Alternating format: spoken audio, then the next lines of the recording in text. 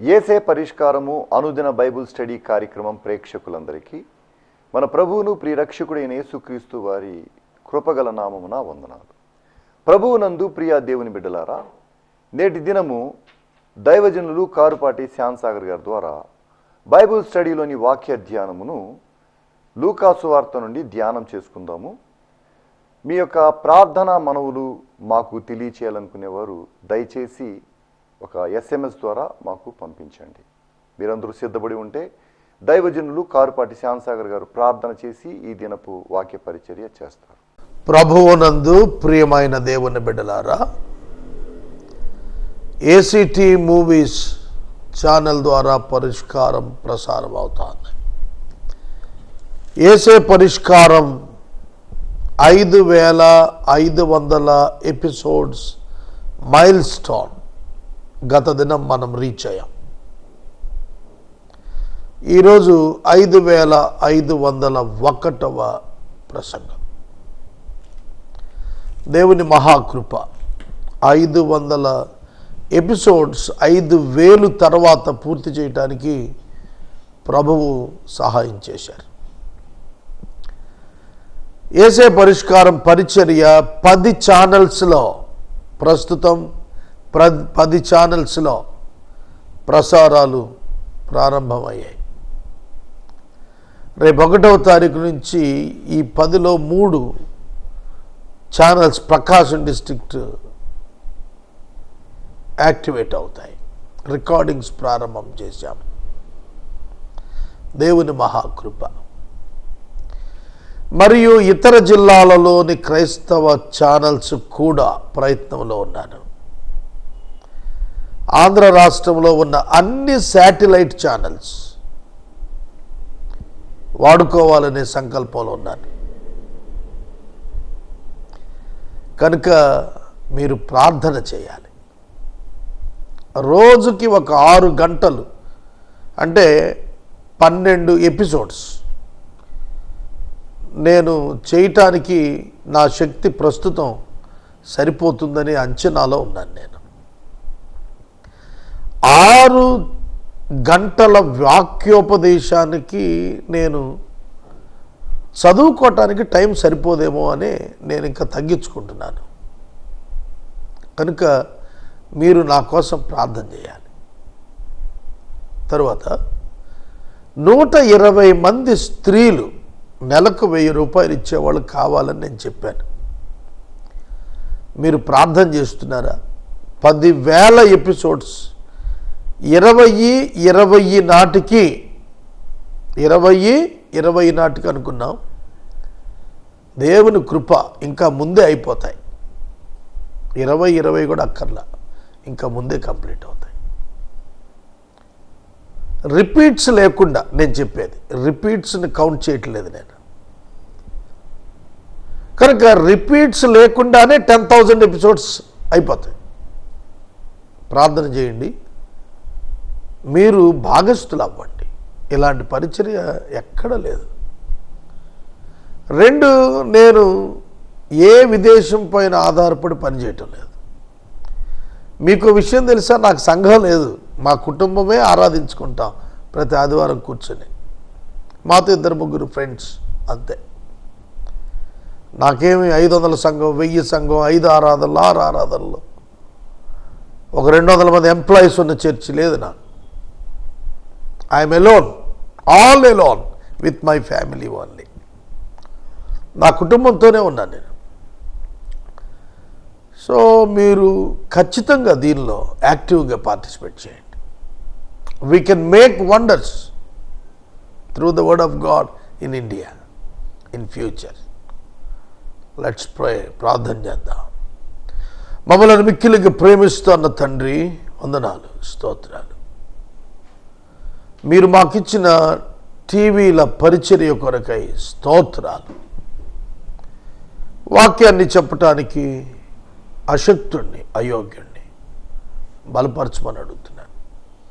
మీ బిడ్డలు వాక్యము చేత మేలు పొందుటకు సహాయము చేయమని రక్షకుడైన యేసు నామమున ప్రార్థిస్తున్నాము తండ్రి. ఆమెన్. ప్రభువునందు ప్రియ దేవుని బిడ్డలారా, దయచేసి మీ పరిశుద్ధ బైబిల్ గ్రంథాన్ని తెరవండి. లూకా శుభవార్త 5వ అధ్యాయం మీ ఎదుట ఉంచుకోండి. మొదటి వచనం నుండి నేను వాక్యాన్ని ధ్యానిస్తాను. 5వ అధ్యాయము ఒక విధముగా 39 వచనాలతో పెద్ద అధ్యాయమే. ఈ అధ్యాయములో వ్రాయబడినటువంటి వాక్య ఉపదేశములు మొదటి 11 వచనాల్లో ప్రాముఖ్యమైనటువంటి మాటలున్నవి. ప్రాముఖ్యమైనటువంటి మాటలు అవేమిటంటే, జన సమూహము వాక్యము వింటూ ఆయన మీద పడుతున్న దృశ్యం. గెన్నెసరతు సరస్సు తీరమున. ఇక్కడ మనం చూస్తున్నప్పుడు పేతురు మార్పు నొంది పిలుపును అంగీకరించి యేసును వెంబడించిన దృశ్యానికి మూలం ఈ 11 వచనాలు. ఇవి నేను ఒక్క రోజులో చెప్పలేనండి, 2-3 రోజులు పట్టచ్చు. పేతురు కన్వర్షన్ వెరీ ఇంపార్టెంట్. జన సమూహము దేవుని వాక్యము వినుచు ఆయన మీద పడుతున్నారు. యేసు ఏం మాట్లాడారు అంటే దేవుని వాక్యాన్ని మాట్లాడారు. దేవుని వాక్యము అంటే ఏమిటి? ఏమిటి దేవుని వాక్యం మాట్లాడటం అంటే? Nothing but speaking about himself. తనను గూర్చి తాను మాట్లాడుకున్నాడు. అసలు ఒక విషయం తెలుసా మీకు? బైబిల్లో దేవుడు తానెవరో మనుషులకు వర్ణించాడు. ఇంకేం చెప్తాడు దేవుడు? ఎందుకంటే దేవుడు ఒకరి గురించి ఒకరికి చెప్పడు. ఒకళ్ళ మీద ఇంకొకళ్ళ హృదయం ఎట్టుందో అట్టుందో అని చెప్పి ఆయన మాట్లాడేవాడు కాదు. ఆయన he only gives instruction to humanity. ఆ ఇన్స్ట్రక్షన్లో హిస్ క్యారెక్టర్ ఇన్వాల్వ్డ్. ఆయన యొక్క వ్యక్తిత్వం ఇమిడి ఉంటుందన్నమాట. ఆయన వ్యక్తిత్వం ఇమిడి ఉంటుంది. కనుక యేసు మానవ ప్రత్యక్షత, మనుషునిగా ప్రత్యక్షమైన దైవం. కాబట్టి ఆయన మాట్లాడుతున్నప్పుడు దేవుని మాటే, దేవుని వాక్యమే. దేవుని వాక్యం అంటే నథింగ్ బట్ హిమ్సెల్ఫ్. ఆయనే మాట్లాడుతున్నాడు, ఆయన గురించి మాట్లాడుతున్నాడు. అందుకనే నేను మీతో చెప్పున్నదేమనగా అని ఆయన మాత్రమే అనగలిగాడు.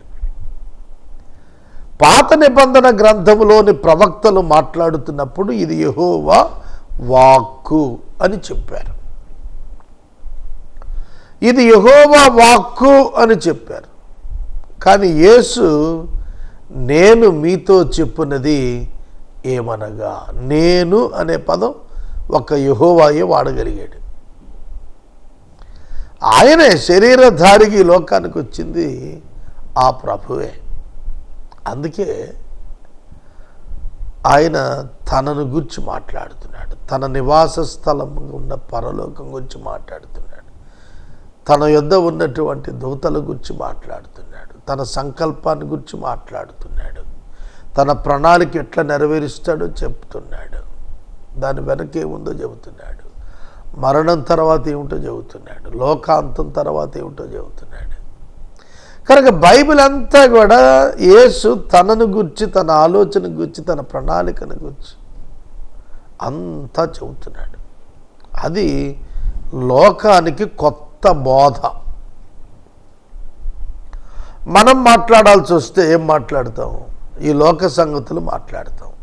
లోకాభిరామాయణం అంటారు తెలుగులో, సామెతలో. అంటే లోకం గురించి ఆయనట్లా, ఈయనట్లా, సినిమా యాక్టర్స్ అట్లా ఉన్నారు, క్రికెటర్స్ ఎట్లా ఉన్నారు, సో ఇండస్ట్రియలిస్ట్ ఎట్లా ఉన్నారు, పాలిటీషియన్స్ ఎట్లా ఉన్నారు,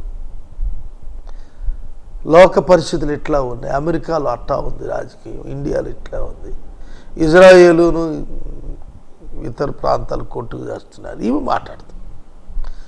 We speak about the things happening on the earth. But Jesus speaks about the things in the heaven. Yesu ప్రభు పరలోకం గురించి మాట్లాడుతున్నాడు. ఎవ్వరు పరలోకం గురించి మాట్లాడరు, ఒక్క యేసు ప్రభు తప్ప. ఒక్క యేసు ప్రభు తప్ప పరలోకం గురించి ఎవడు మాట్లాడు. ఎందుకంటే ఎవరికి తెలియదు పరలోకం ఎట్టుంటుందో. పరలోకాన్ని చూచి వచ్చి ఇదిగో ఎట్టుంటుందని చెప్పిన వాడు ఎవ్వడు లేడు, ఒక యేసు ప్రభువే. దేవుణ్ణి చూచిన వాడు కూడా ఆయన ఒక్కడే, ఇంకెవరు చూడలా. యేసునే మానవులు సృష్టి చూచింది, ప్రీ ఇన్కార్నేటెడ్ క్రైస్ట్. ఓల్డ్ టెస్ట్మెంట్లో పాత నిబంధనలోని దైవ ప్రత్యక్షతలు అన్నీ యేసుక్రీస్తే. కనుక యేసు వాక్యం గురించి చెబుతుంటే ఎగబడుతున్నారు జనం. ఇవాళ మనం వాక్యం చెబుతుంటే జనం ఎగబట్టలా, ఆటోల్లో 100 రూపాయలు ఇచ్చి తెచ్చుకుంటున్నాం. Sad thing. ఎందుకంటే మీరు చెప్పేది వాక్యం కాదుగా జనం ఎగబట్టడానికి. మీరు చెప్పేది మీ గురించి చెప్పుకుంటున్నారు, మీ సంస్థల గురించి చెప్పుకుంటున్నారు, మీరు చేసే అద్భుతాల్లో మీ యొక్క గొప్పతనం చెప్పుకుంటున్నారు, మీ బ్యాంక్ అకౌంట్ చెప్పుకుంటున్నారు. అందుకే మీకు వెనకాల బట్టల. సత్యవాక్యం సరిగా చెబితే పరుగులు ఎత్తుకొస్తారు. ఎక్కడ పరుగెత్తుకొస్తారు తెలుసు? అడవిలోకి. బాప్తిస్మం ఇచ్చి యోహాను అరణ్యంలోకి వెళ్ళి కేకలేస్తే అడవిలోకి పరిగెత్తుకొచ్చారు జనం. మరి ఇప్పుడు రావట్లేదే, ఏసీ హాల్స్ పెట్టినా రావట్లేదే, నాన్ వెజిటేరియన్ భోజనాలు పెట్టినా రావట్లేదే జనం. కారణం ఏంటో తెలుసా? ఏదో వ్యత్యాసం ఉంది. యేసయ్య వాక్యం కాదు మీరు చెప్తాను. ఈ లోకంలో అనేక మంది బోధలు చేస్తున్నారు, దానికోసం అని చెప్పి రకరకాల జిమ్మిక్స్ చేస్తున్నారు. No need at all. ఏమీ అవసరం లేదండి. సత్యవాక్యం ఎక్కడ చెప్పబడుతుందో అక్కడికి జనాలు వెళ్ళాల్సిందే. రుచిగల పదార్థం ఎక్కడ ఇవ్వబడుతుందో అక్కడికి పోవాల్సిందే. ఒకవేళ ప్రారంభంలో తెలియకపోవచ్చు. నేను నిన్న ఒక పెద్ద మీటింగ్కి వెళ్ళాను. అక్కడ బ్రేక్ఫాస్ట్లో ఒక స్పెషల్ ఇడ్లీ ఇచ్చాడు. అది మామూలుగా మనం ఆకులు ఉంటాయి కదా, ఎండిన ఆకుల్లో కట్టి ఉంటున్నాయి. ఆ ఇడ్లీ ఎండిన ఆకులతో తీస్తున్నాడు. నేను ఎప్పుడు చూడలే నా లైఫ్లో, ఇదే మొదటిసారి చూడ. ఇడ్లీ సాధారణంగా మనం ఇడ్లీ పాట్లో నుంచి డైరెక్ట్ ఇడ్లీ తీసేస్తుంటారు, కానీ ఇది రేపర్ చేసి ఉంది, పైన ఆకు చుట్టూ ఉంది, ఆకులో ఉడికింది అనమాట. సో టేస్టీ, చాలా టేస్టీగా ఉంది. నేను ఎప్పుడు చూడలే. ఇది ఎక్కడ దొరుకుతుంది అబ్బాయి అని వెంటనే అడిగిన. ఫలానా ఏదో పెట్టాడు, ఒక ఫ్రూట్ పెట్టాడు. ఏమిటండి ఈ ఫ్రూట్ అంటే ఫలానా ఫ్రూట్ అని. ఇది ఎక్కడ దొరుకుతుంది? ఇక్కడే దొరుకుతుందండి, ఇది ఈ ప్రాంతంలో ఎక్కువగా వాడతాం మేము అన్నాడు. ఓ మరి మాకు లేదే ఇది. కాబట్టి రుచి కలిగిన వాక్యం ఎక్కడ దొరుకుతుందో అక్కడికి పరిగెత్తారు. సోదరుడే సోదరి, యేసు మీద పడిపోతున్నారు, యేసు మీద జనం పడుతున్నారు. ఆయనకి పిఏ సిస్టమ్ లేదు, పబ్లిక్ అడ్రసింగ్ మైక్ సిస్టమ్ లేదు, ఆయన ట్రావెల్ చేయటానికి ఆడి కార్ ఏం లేదు, అక్కడ బెంజ్ కార్ ఏం లేదు. ఆయన నడిచే ప్రయాణం చేశాడు. Is the real man of God and real son of man. మనిషి కుమారుడిగా ఆయన చాలా ప్రాక్టికల్గా లైఫ్ లీడ్ చేశాడు. ఆయన వాక్యాన్ని వింటున్న ప్రజల మీద పడుతూ ఉంటే ఆయన గెన్నెసరతు సరస్సు తీరాన నిలిచి ఆయన వాక్యం చెబుతున్నాడు. సరస్సు తీరాన వాక్యం చెబుతున్నాడు. మనం సరస్సు తీరానికి ఎందుకు వెళ్తాం? బట్టలు తుక్కోవటానికో లేకపోతే ఈత కొట్టడానికో ఆహ్లాదంగానో వెళ్తాం. కానీ యేసు అక్కడున్న వారికి వాక్యం చెప్పడానికి వెళ్ళాడు. You can make utilization of every opportunity. Yesu ప్రతి అవకాశాన్ని సద్వినియోగం చేసుకున్నాడు. తెల్లవారుజామున లేచిపోయేవాడు, పెందలకడ లేచి ఆయన పరిచర్య, వాక్య పరిచర్య ప్రారంభించేవాడు. మా నాన్నగారి తండ్రి రెవరెండ్ కారుపాటి జాన్ సుదర్శనం, ఆయన 1965లో చచ్చిపోయాడు, ఇప్పటికి 52 ఏళ్ళు. ఆయన ఉదయాన్నే 4:30కు లేచి 5 గంటలకు ఆయనకు ఒక పర్సనల్ లైబ్రరీ రీడింగ్ రూమ్ ఉండేదట. ఆ రూమ్లో డీనరీ చైర్మన్ సిఎస్ఐలో పనిచేశాడు ఆయన.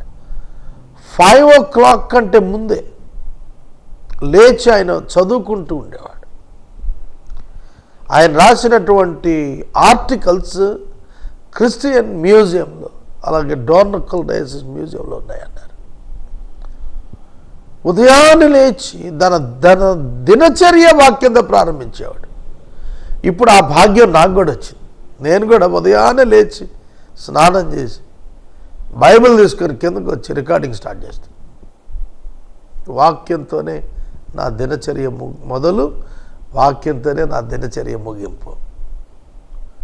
సోదరుడా, it's a great pleasure and a great blessing. నాకు చాలా దీవెన నేను భావిస్తున్నాను.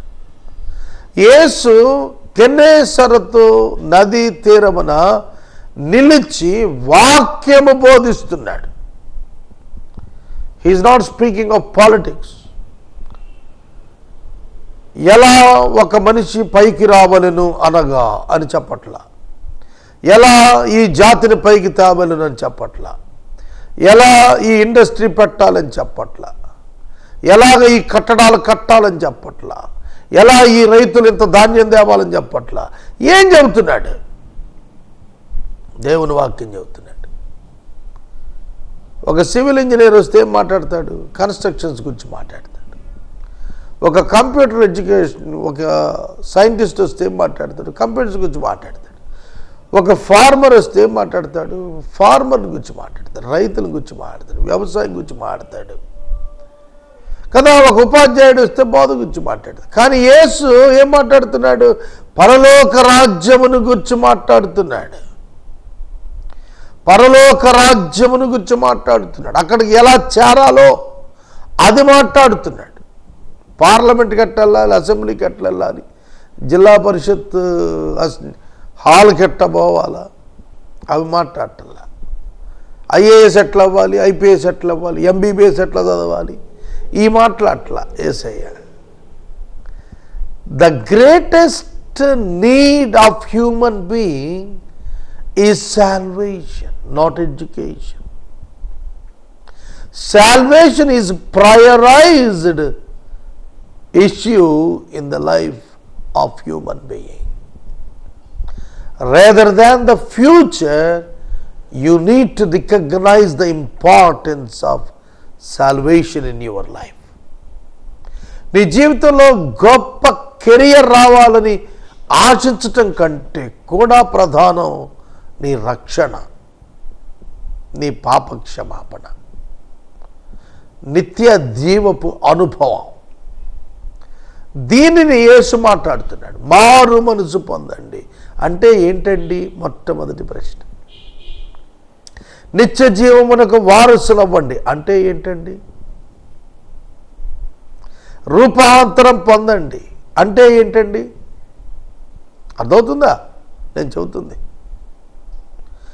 ఆరోహణమైపోయాను అంటే ఏంటండి? ఎందుకంటే ఇవేమి డిక్షనరీలో దొరకవు, హ్యూమన్ డిక్షనరీస్లో.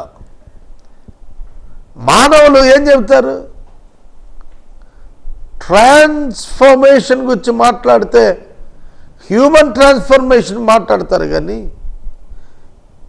ట్రాన్స్ఫర్మేషన్ ఇన్ స్పిరిట్ ఏం మాట్లాడతాడు మానవుడు? ఏం తెలుసుని మాట్లాడతాడు? అది యేసయ్య చెప్పాల్సిందే, పరిశుద్ధాత్మను వివరించాల్సిందే. అందుకే మీద పడుతున్నారు. ఎందుకు ఊరికే మీద పడతారా? యేసుప్రభు మాట్లాడుతుంటే ఎందుకు మీద పడుతున్నారు తెలుసా? ముట్టుకుంటే స్వస్థత వస్తుందని, ముట్టుకుంటే జీవితం ధన్యమైపోద్దని భావిస్తున్నారు ఆ రోజుల్లో. అందుకే మీద పడుతున్నారు. సోదరుడా, సోదరి, దేవుని యొక్క వాక్యము చెబుతుంది, ఆ సరస్సు తీరమున ఉన్న 2 దోణెలను చూచాను. జాలరులు వాటిలో 2 దిగి తమ వలలు కడుగుచు ఉండిరి. ఆయన ఆ దోణెలలో సిమోనుదైన ఒక దోణి ఎక్కి దరి నుండి కొంచెం త్రోయమని అతనిని అడిగి దోణెలో కూర్చుండి దోణిలో నుండి జన సమూహములకు బోధించుచుండెను. ఇక్కడ సరస్సు తీరాన 2 దోణెలు ఉన్నాయి. ఆ 2 దోణెలు పేతురుకు చెందినవై ఉండాలి. ఎందుకంటే యోహాను ఇంకా ఫిషింగ్లోనే ఉన్నాడు. యోహాను ఫిషింగ్లో ఉన్నాడు అప్పటికే. ఎందుకంటే సంజ్ఞలు చేసినప్పుడు యోహాను దోణి అక్కడుంది, నీటిపైనే ఉంది అప్పటికి. ఈ 2 దోణెలు పేతురు గారి ఆధ్వర్యంలో నిర్వహించబడినవేమో. రాత్రంతా ప్రయాసపడ్డారు, ఏం దొరకలేదు. పొద్దున్నే వలలు గడిగేసుకుంటున్నారు, ఇళ్ళకి వెళ్ళిపోతారు, మళ్ళీ రాత్రికి వస్తారు. కనుక ఈ నేపథ్యంలో ఆ సరస్సు దగ్గర ఉన్న దోణెలను యేసు చూచి జాలరులు వలలు గడుక్కుంటుంటే ఆయన ఆ దోణెలలో ఒక దోణె సెలెక్ట్ చేసుకున్నాడు. అది సీమోనుదైన ఒక దోణె అన్నాడు. సీమోనుదైన ఒక దోణె తీసుకున్నాడు. తీసుకుని దరి నుండి కొంచెం లోపలికి దైవాన్ని రిక్వెస్ట్ చేశాడు. చూడండి, యేసుక్రీస్తు ప్రభు పేతురును ఆ దోణె కొంచెము త్రోయుము అని సహాయమును అడిగాడు. Helping to Jesus is great Joy. Giving of anything to any other person will give you Joy. కనుక you must enjoy the joy in giving. You must enjoy the joy in giving. సహాయము చేయుటలో ఆనందించుట నేర్చుకోవాలి. సహాయము చేయుటలో తృప్తి పొందుట నేర్చుకోవాలి. ఇతరులకు వారి పనులలో బాసటగా ఆసరాగా నిలుచుట నేర్చుకోవాలి. పేతురు మంచి గుండె గలవాడు, మంచి హృదయం గలవాడు. జనం ఆయన మీద పడుతున్నారు. ఈయన పని చేపలు పట్టడం, పేతురు గారు వాళ్ళు గడుక్కుంటుంటే అటెన్షన్ తనేపు వచ్చింది. ఆశ్చర్యంగా చూశాడు. అంత గొప్ప ప్రభు, అంత వాక్యోపదేశకుడు, జనం ఆయన మీద పడుతుంటే పేతురు గారు నాకు కొద్దిగా మీ దోణి ఇచ్చి కొంచెం లోపలికి దోయి నేను మాట్లాడాలి. ఎంత ప్రివిలేజ్గా ఫీల్ అవుతామండి మనం. హెలికాప్టర్ దిగినటువంటి ముఖ్యమంత్రి గారు చూడటానికని వెళ్ళిన వాడిని భుజం మీద చేసి పదబోధ అని సభాస్థలానికి వాడు కారులో వెళ్ళిపోతే ఎట్లుంటుంది. ఒకరోజు నా మిత్రుడు ఒక ఆయన ఎమ్మెల్యే గారు ఉన్నాడు. రోడ్డు మీద నేను ఓమిని వ్యాన్ ఉండేది నా దగ్గర, సువార్తకని కొనుక్కున్నాను ఒకప్పుడు. ఓమిని వ్యాన్లో నాన్ ఏసీ వెహికల్, అందులో వస్తున్నాను. సడన్గా ఆయన ఫోర్డ్ ఫార్చునర్లో దిగి సాగర్ గారు మీ కారు ఎక్కుతానని కారు ఎక్కాడు. పానేమన్నాడు. నా వెనక ఫోర్డ్ కారు వస్తుంది, ఆయన ఫోర్డ్ కార్లో నా పక్కన కూర్చున్నాడు. నేను ఆయన అడిగాను, సార్ ఇది మీకు కంఫర్ట్గా ఉండదేమోనండి, మీరు ఇందులో వస్తున్నారు. నేను కంఫర్ట్ చూడలేదండి సాగర్ గారు, మీరున్నారని చెప్పి మీతో I want to travel with you, మీతో కలిసి రావాలని నేను మీ కారు ఎక్కాను అన్నాడు. నాది కారు అనకూడదండి, ఓమిని క్యాబ్ అంటారు చూసారు, అది కార్ అంటే లగ్జూరియస్. Omni car అనలేం. చాలా సంతోషపడ్డాను నేను. కానీ రోడ్డు మీద కనపడి నన్ను ఆపి నా వెహికల్ ఎక్కాడు. చాలా పెద్ద ఆయన.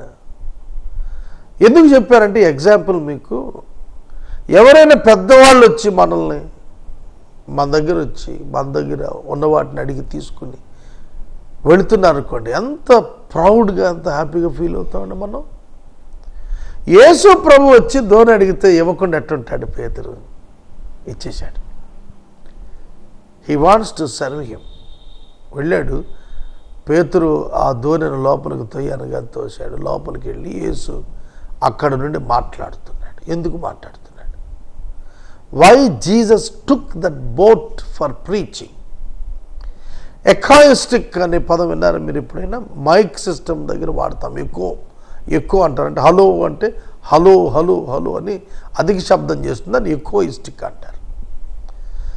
తరంగాలు వస్తుంటే తరంగాల వెనక ఉండి మాట్లాడితే అది దట్ సౌండ్ డబల్స్, ఆ శబ్దం రెట్టింపు అవుతోంది శబ్ద తరంగాలతో కలిసి. అందుకే ఆయన దోణి లోపలికి తీసుకెళ్ళి అక్కడి నుంచి ప్రసంగం చేశాడు. ఏమి ప్రసంగం చేశాడో ఇక్కడ రాసిలేదు, కానీ ప్రసంగం మాత్రం చేశాడు. ఆ ప్రసంగం యొక్క దగ్గర శ్రోత పేతురే. జాగ్రత్తగా వినండి. పేతురులో ఆ వాక్యం బలంగా నాటుకుంది. ఇక యేసు చెప్పిన మాటకి ఎదురు తిరగకుండా, బదులు ప్రశ్నించకుండా ఆయన పనిచేసేసాడు. నేను ఇక్కడ మనవి చేస్తున్నాను, దేవుని వాక్యము వినుట వలన విశ్వాసం కలుగుతుంది. పేతురు వాక్యం విన్నాడు, విశ్వాసం కలిగింది, యేసు చెప్పినట్లు చేయటానికి సమ్మతిస్తున్నాడు. మీరు కూడా దేవుని వాక్యం వినండి. ప్యూర్ వర్డ్ ఆఫ్ గాడ్, కలిపేది చెరిపేది అవసరాలు తీర్చుకునేది కాదు నేను చెబుతాను. ప్యూర్ వర్డ్ ఆఫ్ గాడ్ మీరు వినండి, మీలో విశ్వాసం జనిస్తుంది. మీరు చదవండి వాక్యం, విశ్వాసం జనిస్తుంది, విశ్వాసం ఇనుమడిస్తుంది, అభివృద్ధి చెందుతుంది. దేవుని వాక్యము మన దీపానికి, మన పాదానికి దీపం, మన త్రోవల్లో వెలుగు. ఎట్లా నడవాలో, ఎట్లా నడవకూడదు, ఎక్కడ నడవాలో, ఎక్కడ నడవకూడదు, ఎట్లా ప్రవర్తించాలో అది మనకు నేర్పించేది దేవుని వాక్యమే. పాపంలో పడకుండా మనల్ని కాపాడేది కూడా దేవుని వాక్యమే. ప్రభు చెంతకు మనల్ని నడిపించేది కూడా దేవుని యొక్క వాక్యమే. పరలోకానికి మనల్ని చేర్చేది వాక్యం వల్ల వచ్చిన విశ్వాసమే. కనుక పేతురులో విశ్వాసం రావాలి మొదట, అందుకే బోధ చేస్తున్నాడు యేసయ్య. మొట్టమొదట అతనిలో తన యొక్క మాట స్థాపించాడు. ఆ మాటకు తర్వాత పేతురు విధేయుడైపోయాడు. మీరు విధేయులు అవుతున్నారా? వాక్యానికి విధేయులు కండి. ప్రార్థన. మనము ఇంతవరకు దైవజనులు కారుపాటి శ్యామ్సాగర్ గారి ద్వారా బైబిల్ స్టడీలోని వాక్య ధ్యానమును లూకాసు వార్త నుండి ధ్యానం చేసుకుందాం. మీ ప్రార్థనా మనవులు మాకు తెలియచేయాలనుకునేవారు దయచేసి SMS ద్వారా పంపించండి. అలాగే మీ కుటుంబ పక్షముగా ఒక ఎపిసోడ్ ఆర్థిక సహకారం అందించాలనుకునేవారు మాకు ఒక SMS పంపిస్తే మా సిబ్బంది మీ గృహాలను దర్శిస్తారు. అదేవిధంగా ప్రతిరోజు సాయంత్రము 7 గంటల నుంచి 7:30 వరకు బ్లెస్సింగ్ టీవీలో దైవజనులు కారుపాటి శ్యామ్సాగర్ గారి ద్వారా యోబు గ్రంథం యొక్క ధ్యానాలు జరుగుతున్నవి. దయచేసి ప్రేక్షకులందరూ కూడా వీక్షించాలని మనవి చేస్తున్నాం. ముగింపు ప్రార్థన ఆశీర్వాదాలతో ఈ కార్యక్రమాన్ని ముగించుకుందాం. ప్రార్థన చేసుకుందాం. మమ్మల్ని మిక్కిలిగా ప్రేమిస్తున్న మా తండ్రి వందనాలు. ఎపిసోడ్ సహకారులు కావాలి ప్రభు, పంపండి. 10 ఛానల్స్లో 10,000 ఎపిసోడ్స్ సంఖ్య పూర్తగుటకు నాతో నిలిచే సహోదరుల కొరకు నేను ప్రార్థిస్తూ ఎదురు చూస్తున్నాను. అనేకులను లేవనెత్తండి ప్రభు. అన్ని శాటిలైట్ ఛానల్స్ మాకు వశం చేయమని అడుగుతున్నాను. యేసు నామమున ప్రార్థిస్తున్నాము తండ్రి, ఆమేన్. తండ్రి అయిన దేవుని ప్రేమ, కుమారుడైన యేసయ్య కృప, పరిశుద్ధాత్మ దేవుని యొక్క అన్యోన్య సహవాసం సదా మనకు తోడై ఉండును గాక. ఆమేన్.